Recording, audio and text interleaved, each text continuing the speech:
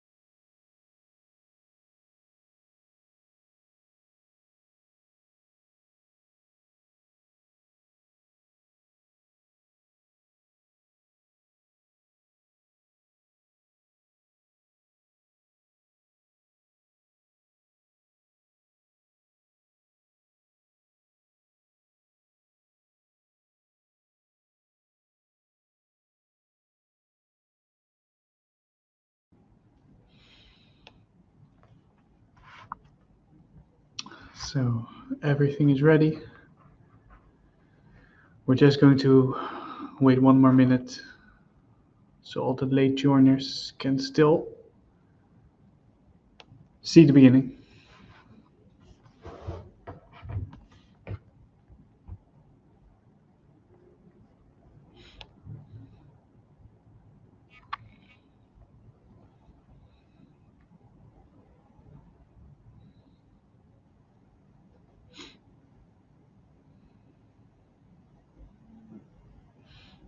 Okay, I guess we're good to go. So again, welcome everyone to this webinar. My name is Dylan Eikelenboom, and I'm going to be walking you through some practical tools and tips on how to comply with security requirements in manufacturing. So let's see, yes. So it's going to be a 30-ish minute presentation with hopefully 5 to 10 minutes of Q&A afterwards. I'm the security officer at IXON. My name is Dylan Eikelenboom, and I will be the presenter and the moderator for the questions. If you have any questions already, the chat should be opened. So just type it in there, and then either my colleagues will answer it or we'll leave it until the end of the presentation, and then I can answer them. But feel free to just ask whenever you're unsure about anything. So what are we here for? We are here for, I guess, this graph. And this graph is a research done by IBM last year, and it looked at the number of cyber attacks in different sectors and different industries. And the one thing that came out, and it also came out the year before and next year, is that manufacturing, in most cases, is the most targeted industry.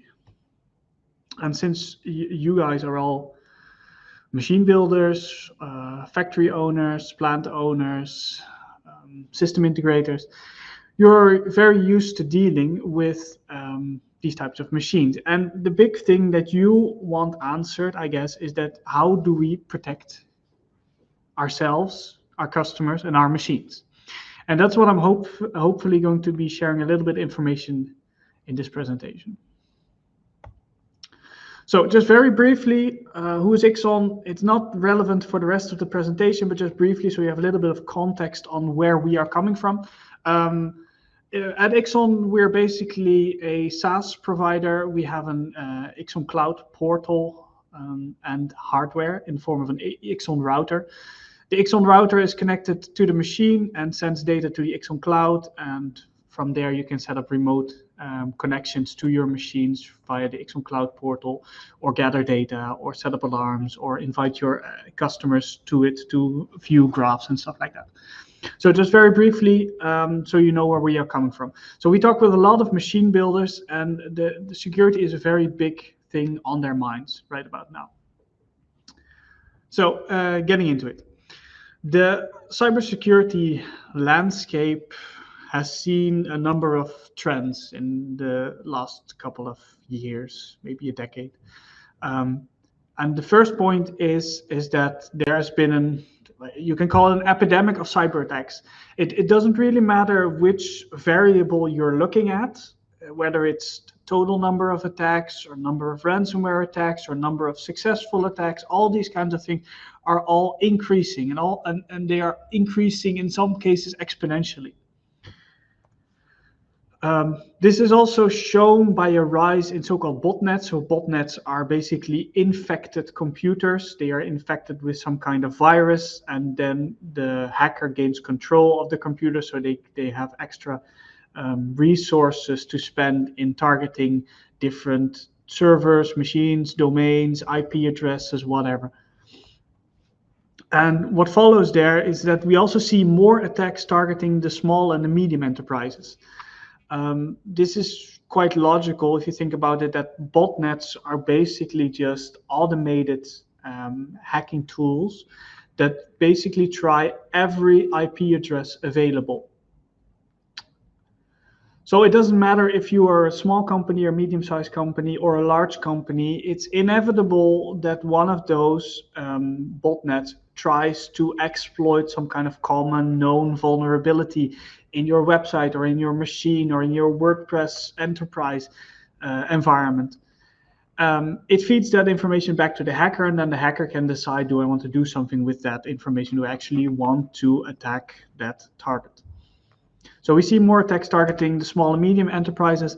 And lastly, we see that the costs and the damages of cyber attacks keep increasing. So the cost is in terms of trying to protect yourself, employing security personnel, hiring pen testers, investing in tools to make yourself more secure. So that's increasing, but also the damages after an attack is also increasing. And that's very prevalent, especially in the manufacturing industry. If we take a look at the last couple of years, there were a couple of big attacks that were publicized. So there are plenty more attacks that haven't been publicized, but these are the ones that we know about. So in 2017, we saw that Renault had 5 production plants halted because some of their computers were infected with ransomware. And it was a specific type of ransomware called WannaCry, the WannaCry virus. And the total damages of that virus alone was estimated to be around $4 billion. And then a couple of years ago, it was a big news thing here in the Netherlands. There was a transport logistics company called Bakker Group, who basically supplied our supermarkets with cheese, and they were also infected. They had production standstill, and so for like a period of 2 or 3 weeks, we couldn't get any cheese in the Netherlands. And last year, Boeing, of course, got hit with Lockbit ransomware, and they basically decided not to pay the hackers to decrypt their information. They decided not to do it, and then the hackers leaked roughly 45 gigabytes of confidential data, and all kinds of schematics and personal information about the employees and salaries and stuff like that. So it's a big thing. And so the question now remains, why is manufacturing such a prime target for these hackers? And it has to do, I think, with 3 things. The first one is that machines or factories are quite complex. There are a lot of different things in there, different machines, MES systems, ERP systems, file servers, computer. There's the whole difference between OT and IT that need to communicate in some way with each other, but still remain secure. So there are a lot of moving parts there. And for a hacker, it's better, because if there are a lot of different things, then it's quite likely that one of those has some kind of exploitable vulnerability. And if they can get in somewhere in the factory, they can usually just move from device to device just over the network. So they might start with a insecure webcam and then move to a computer, and then from the computer move to some kind of router between the OT and the IT systems, for instance, and then move to the machines. So that's the first part. Second part still has to do with the fact that many OT systems are very long-lived, meaning that a lot of machines can easily be 10, 15, or 20 years old, and most of them haven't really been built with software updates and a secure foundation in mind. So a lot of those machines are just old from a IT perspective. In IT, we usually say patch everything, use the latest versions for everything, but in OT, you get the equivalent of Windows XP still being deployed there. So it's very likely that one of those, if you get access to a machine like that, it's very likely that it's exploitable with one or multiple vulnerabilities. So that's the second point. And then the third and the big point is that these kinds of plants are very downtime intolerant. For factories, it's crucial that the operation keep running, that the products keep being made and being delivered. If you get any type of downtime or standstill, that costs the plant thousands or $10,000s of dollars every hour, maybe. So if they get hit with some kind of virus or a ransomware, it's much more likely that they will pay out the ransom to the hacker so they can keep the plant running. It's cheaper for them to pay out a ransom than it is to not do it and replace all these different, difficult, old, outdated machines. So hackers know this, and so they know that manufacturing is a target that is very likely to pay out. So it's a prime target for them to actually attack. So there has obviously been a response to this, to these figures, to these trends, and it comes in the form of two things. One is the government response, and the second is the market response. So the government's response to this has been to basically throw every regulation and directive at the different sectors and try to improve, let's say, the baseline security of these organizations and suppliers and stuff like that. So you have things like the NIS2, which has been big in the news the last couple of months. There's the DORA, the Digital Operational Resilience Act. There's the Cyber Resilience Act. There's the Machine Safety Directive, the Radio Equipment Directive, the GDPR, and many more still on the horizon. These are all quite limited in scope. But they are still there, and it's something that you need to adhere to if you want to be able to do your business without a fine. On the other hand, you have the market response, and that's basically that the market is starting to expect or demand that you as a supplier have compliance with certain regulations, and or better said, industry standards. So they're not regulations, they're not laws that you have to comply with, but industry standards that you should comply with. So these are things like the IEC 62443, that's very prevalent in manufacturing industry. There's the TISAX for automotive. There's a new EU guideline for the maritime industry. And you can think of things like the SOC 2 for data centers, for instance. I briefly already mentioned this, but government regulations are quite basic. If you actually look at what's in there and what they expect or what they demand you do, they are quite limited. They apply to a lot of different businesses and a lot of different sectors, but they are quite limited. While the market response to demand adherence to the IEC or the TISAX or the SOC 2 or the ISO, these are actually trying to enforce risk reduction standards, and they usually they're quite sector specific. So if we take a look at a couple of those, so as I mentioned, NIS2 was big in the news the last couple of months, but it actually, if you really look at it, there's not a lot in there. So there are basically three big things that you need to do to adhere to the NIS2. One is you need to do risk assessment, security risk assessment. You need to catalog where are your cybersecurity risks. You need to report security incidents to some kind of authority. And you need to have a business continuity plan to deal with such an incident. Well, it's scheduled to be enforced, or at least come into power at the end of this year, but there are already rumors, for instance, in the Netherlands, that they will not make that date, so it will probably move already to the beginning of 2025 or maybe even a little bit later. But that's basically all that the NIS2 says.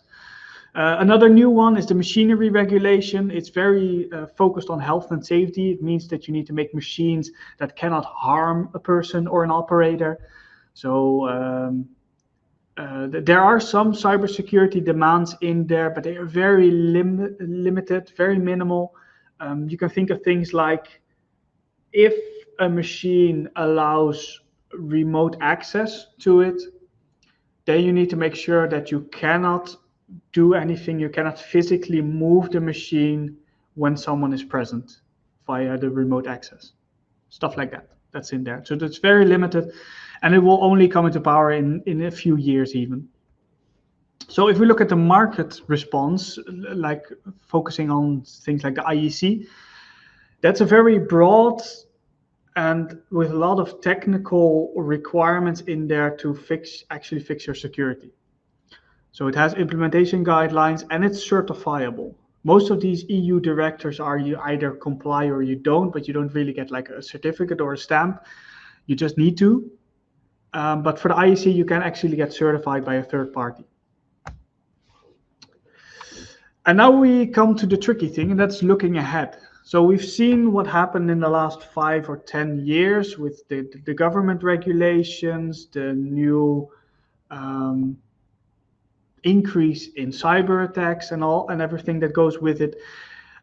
If I have to speculate, that I think that these government regulations will remain to be quite limited in both scope and efficacy. So if you look at, for instance, the NIS2, it's already delayed in the Netherlands and probably also in a couple of other EU member states. If we look at something like the Radio Equipment Directive, another government regulation that devices that have something to do with 4G or Wi-Fi have to adhere to, these have security requirements in there, but we're still not sure what those requirements actually are. They're still thinking about it. And in practice, we see that all these government regulations have little to no enforcement. Most of these government bodies that have to enforce these laws basically have way too little personnel to actually do it. So theoretically, if you're not the worst person in the bunch, then it's very likely that nobody will come knocking at your door. And lastly, it's a little bit of a paper tiger. It's a bit of a Dutch phrase, papieren tijger, where you have a lot of paperwork involved, but no actual tangible benefits. On the other hand, if we look at the market response, that's something that I am happy with. That's from a security perspective, I am happy with the way that the market is starting to demand things like the IEC. And what we expect, we've seen that for ourselves. We talk with a lot of machine builders. We talk with a lot of factory owners. We've seen that maybe 5 years ago, nobody asked about IEC. And now we get a significant portion of our customers asking, hey, is IXON compliant? How can I be compliant? How can I explain to my customer that I am secure according to the IEC, for instance? So we expect that the IEC, and then the 62443 specifically, but I'll just abbreviate it to IEC for the rest of the presentation. We expect that the IEC will become the golden standard for manufacturing. And then the question is why? Why should you care about the IEC compared to something else? Because there are a lot of other standards. So we think that the IEC is the right standard because, for one, it's specific for machine builders. And the clearest indication for that is if you look at what's so-called the CIA triad. It's a security principle where basically says you need to protect 3 properties for your machines or your data or your systems. So you need to protect confidentiality, making sure that the confidential information is only visible to the authorized people. You need to protect the data integrity, making sure that the data going from and to the machine is correct, that nobody changed it. And thirdly is you need to protect availability, making sure that the machine stays running. And for most standards and industry best practices, that's also the order of importance. So confidentiality is most important, then integrity, then availability. But if we look at factories, it's exactly the other way around. For factories, it's much more important that the machine stays running. So availability is key. And then data integrity, and then data confidentiality. It doesn't mean that confidentiality isn't important, but it does mean that it's less important than making sure that the plant is still producing. And that's something the IEC gets. That's something it does. Secondly, the IEC has a lot of sub-norms. You can see them here on the right. These are different topics to address. So there's a sub-norm on how to do a risk assessment. There's a sub-norm on how you can design secure systems, stuff like that. But basically, there are only 4 sub-norms that are actually relevant, unless you really go in depth with it.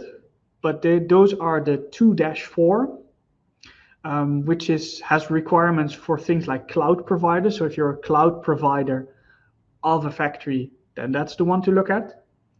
There is the 4-1, which has to do with secure product development, especially secure software development. So if you're making software development, then you need to make sure that all the code has been peer reviewed by another developer and that it's been tested before, stuff like that. All those kinds of things are in there. Then there's the 4-2, which handles secure components.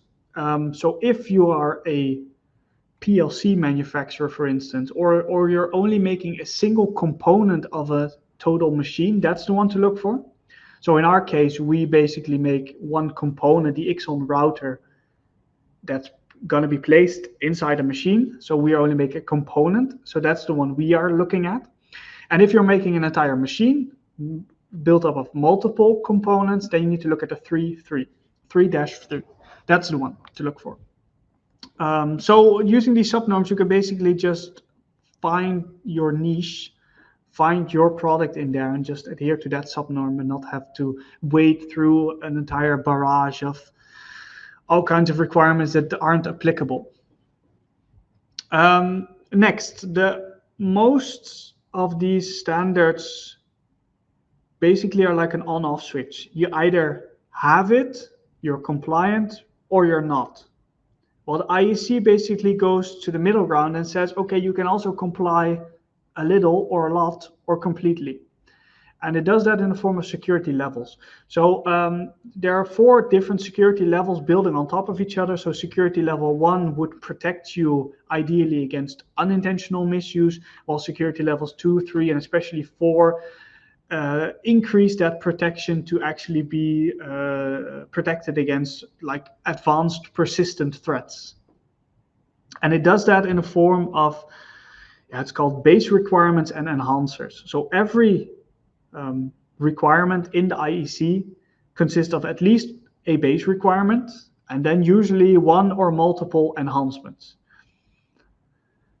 So in the example I show on the bottom right, you basically see that if you adhere to just the base requirement for that specific thing, then you're at security level 1. If you have the base requirement and the first enhancement, then you're security level 2. And if you have both the base requirement and both enhancements, then you're at security level 4. So what this helps is to make a really complex, broad thing at least a little bit more manageable, because you can just say, okay, I want to start somewhere. I'm going to start at security level 1 or 2. And then the number of requirements that you need to adhere to drops dramatically compared to security level 3 or 4. Next is that the IEC has luckily quite concrete requirements and it's actively maintained. So every 3 or 4 or 5 years, you get a new version of the specific subnorm with up-to-date language and removed outdated requirements and new requirements that are important. But I think the big thing is that most of the text in there is quite readable. A lot of these EU regulations, they have such confusing language and double negation, so that you have to spend minutes just trying to parse a single requirement. Well, for this, I took as an example, I took one that says, the control system shall protect audit information and audit tools from unauthorized access, modification, and deletion. That's quite clear. It's not very up to interpretation. So it means is that the machine has logs that explain what happened at a certain time point, and you need to protect those so they can't be deleted or changed. So if an incident happens, you can have unmodified audit logs. That's basically what it says. And the IEC can be used to actually demonstrate compliance with these EU regulations that we talked about. Like the Radio Equipment Directive is basically just looking at the IEC at specific requirements and just saying, hey, if you adhere to the IEC, then you're fine. But there are also a couple of others that are basically getting their inspiration from the IEC. So if you comply with the IEC, then you're already set. So now actually coming to the most important part, and that's how to secure your machine. And the first point I want to make is that a secure machine is not just adhering to the IEC.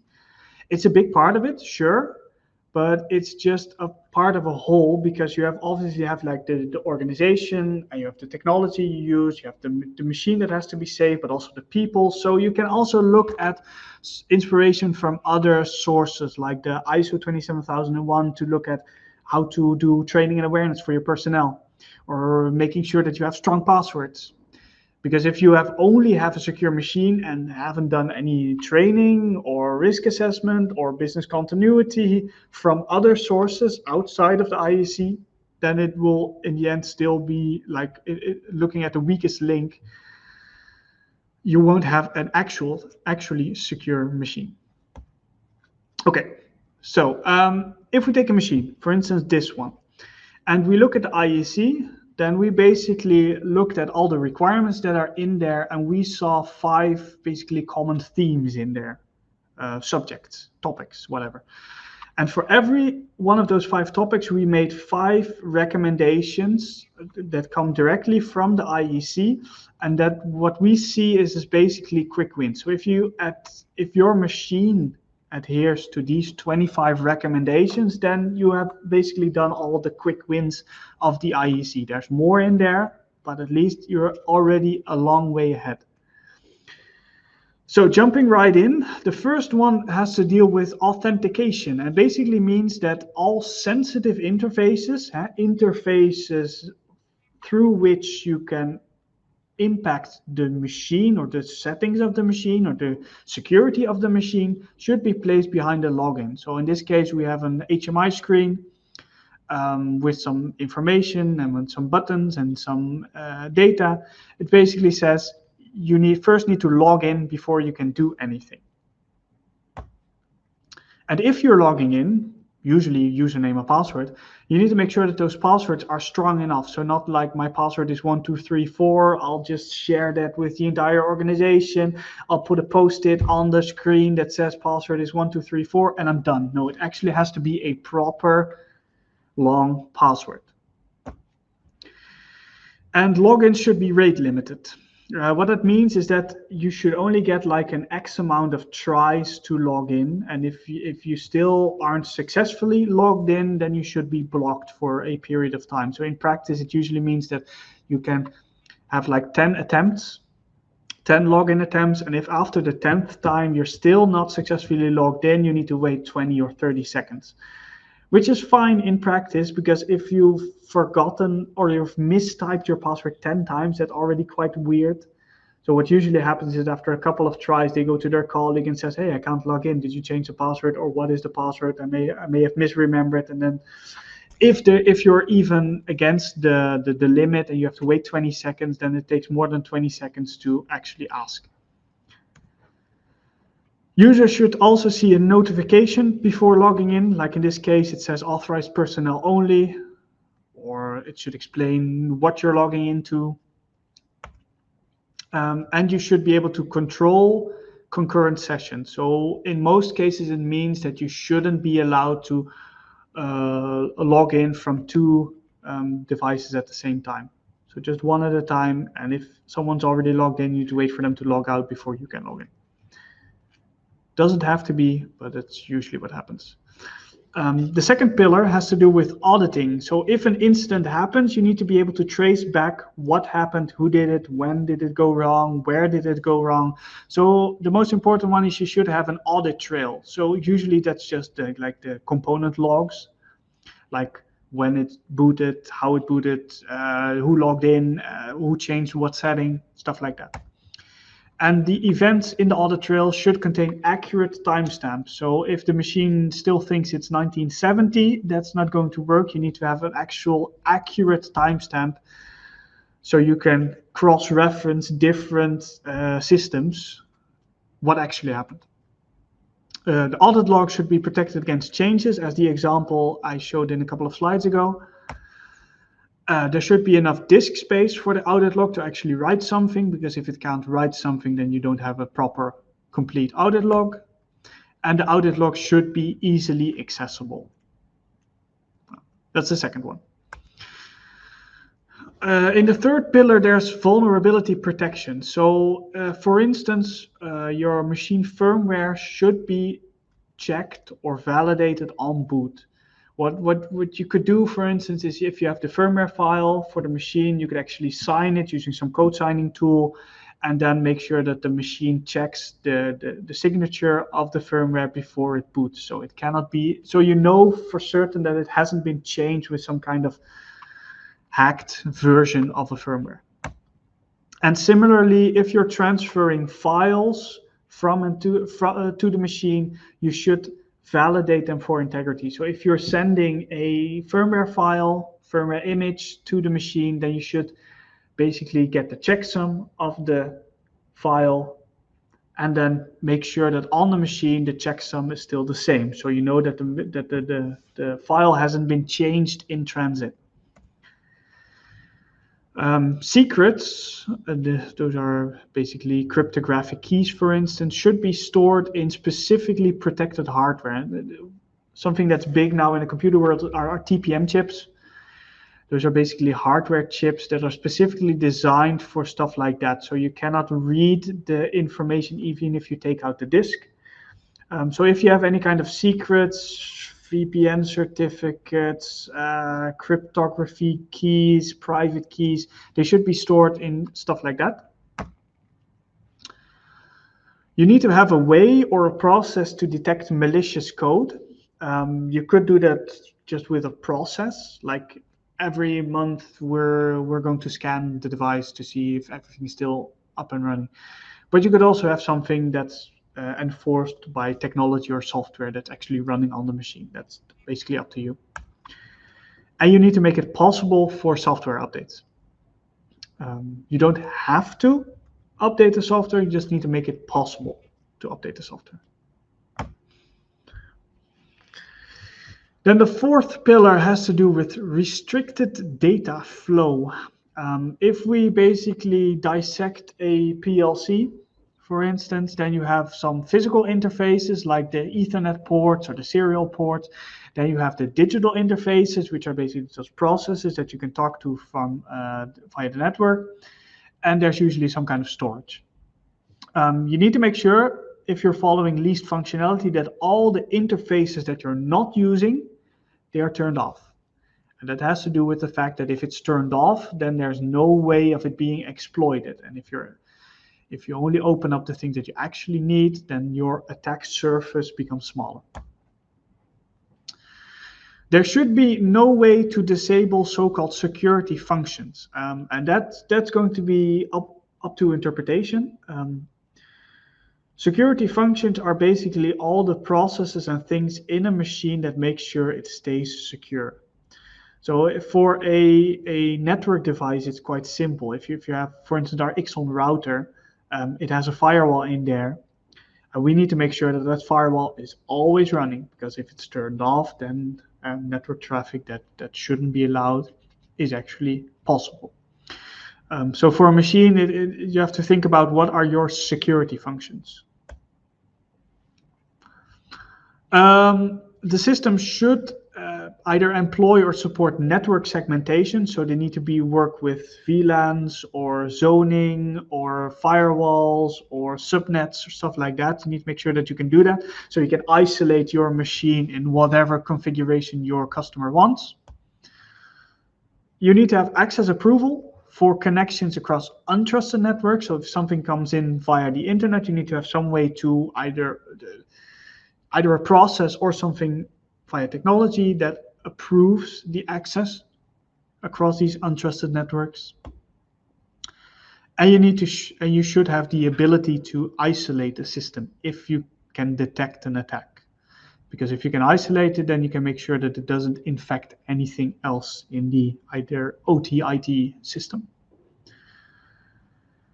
Okay, and then lastly has to do with the availability. As I already mentioned, it's very important that the machine always keep up and running. So one thing you should do is that processes should have capped resources. So if you have these different processes in there, like the SSH and the VNC server and the WebSocket and the HTTP, these processes should not be able to use all the CPU or all the memory that the device has. Because if you do, then you run the risk of, for instance, a denial of service attack, flooding a specific process and then making the other processes crash. Because, for instance, the HTTP service is using up all the CPU and memory and there's nothing left for the rest. Similarly, you need to make sure that your primary services, however you define those, still remain up and running during a denial of service attack. So if you cap the resources of the processes, then you're most likely already there. You should have some way to recover a machine if it's stalled, if it's stuck, if it's in an error state. You should either something with a backup, or maybe reset, or maybe a power cycle can be enough in some cases. You need to have a simple way to recover the machine if it's quote unquote stuck. The machine should support emergency power. So if the power goes down in a plant, you can just add an aggregate to it. And the control system should be continuously monitored. That's already also up to your interpretation how strict you want it to be. You can do it quite simply, just have a server running somewhere that just talks to all the different machines and see if it gets a ping back. There's already some form of monitoring, but you can obviously go very in depth to make sure that all the different processes on the machine are always up and running, and you get an alert if it doesn't, for instance. So these are 25 recommendations, and they're already quite big, but still we see them as sort of the quick wins. So I can already imagine that you're thinking about, oh, how am I going to do this? So I thought it would be good if we take a look at our timeline. This is the timeline basically that we took. So we started 3 years ago looking into the IEC, and this is basically the time frame that we were looking at. So we started out by reading the standard. There's no way around this. You can look at all the webinars you want, but in the end, you'll still have to read the standard of the subnorm that's applicable to you, because there are always things in there that are going to be slightly different for your product or your organization, and you just need to read through it. So we did that, took about a week, and then we spent another 3-4 weeks doing a gap analysis. So we made a template of all the requirements, and then that's basically looked at, do we comply? Yes, no, yes, no, yes, no. And then in the end, we get a gap analysis. Where don't we comply yet? And then we divided it up into what we call the quick wins. So a lot of the things that we just talked about are in there. So we spent about 2 months fixing those, and then maybe another 3 or 4 months closing the rest of the gaps. Afterwards, we went to an external third party to do an informal audit, not an official audit, but an informal audit, just to see if we've interpreted everything correctly. If they and still there were a couple of things that were like, yeah, sure, but like you did that well, but did you already also think about this? And then no, we didn't think about that. So, and then we spent another 3 months basically getting compliant with all the requirements for at least security level 2 of our subnorm, and in most cases a higher security level. So this has been a lot. So as closing remarks, I just want to stress that security is and always will be a very broad and complex topic. But the demands that your customers will place on you will only increase in the future. And like 15, 20 years ago, there was a lot of emphasis on safety, making sure that the machine doesn't explode and doesn't harm anyone. And there were a lot of standards involved there to make sure that basically it's a given. I think that cybersecurity is at the start of a similar trend. So cybersecurity is the safety of today. There will only be more regulations, more demands from the market regarding cybersecurity, making sure that everything is actually safe. Because the last thing you want is that at midnight you get a call from one of your factory owners saying, hey, it's nice that we bought this machine of yours, but it's stuck because someone hacked it. That's the last thing you want. So the process is just start. Start somewhere, start anywhere, doesn't really matter, just start. Start small and then iterate on it. And you'll see that something that is very daunting, very big, very complex actually becomes manageable. We have made some security documents and tools available. For instance, the Getting Started guide for the IEC, which goes into a little bit more depth into the security levels and the subnorms and what's in the requirement enhancer, stuff like that. We also have a template, which is basically like the gap analysis we made, where you have an Excel sheet where you can basically fill in, do I comply or does my machine comply, yes or no, and then you get a security score. We will make that available after this webinar. Yeah. So key thing, just start. That's the big thing. I want to all thank you for joining and for listening, and I hope you learned something. Looking at the time, we're a little bit over. I can just briefly maybe take one or two questions that came in. Let's see. All right. Here we have a question that says, you showed your own timeline for compliance. Yes. I can imagine that you as an IT organization have more experience with this standard. How realistic is this timeline for an average machine builder, do you think? Let's see. That's a good question, because I did show the timeline for us. And for us, we come at it a little bit different, because yes, we are a quite complex organization, but we already have a lot of security and IT knowledge in-house, so that made it a little bit easier. I think it ultimately boils down to the complexity of your organization and your product. So if your organization is really small, you have like 5 people building a sort of simple, quote unquote, machine, then you can probably rush through the entire IEC in 2 or 3 months. If it's easy to change things and if it's easy to get everyone involved. But if you're a big organization making from an IT perspective, complex machine, then it will probably take you longer, especially if you have to move a lot of steps in the hierarchy to actually get something done. So I thought it was good to show it from our perspective. But I think if you have a management that is committed, then 6 months to a year is probably good as a benchmark. Okay, I'll just take one more question. Here we have it. In one of the examples, you talked about storing secret information in hardware that's specifically designed to protect it. Yes, so I talked about a DPM chip. How does this work with existing machines or machine builds? Can they then not comply with the IEC? That is actually a really good question. And the answer is yes, they can comply, but so the IEC basically deals with having a secure system, meaning that the entire package has to be secure and has to comply with these requirements.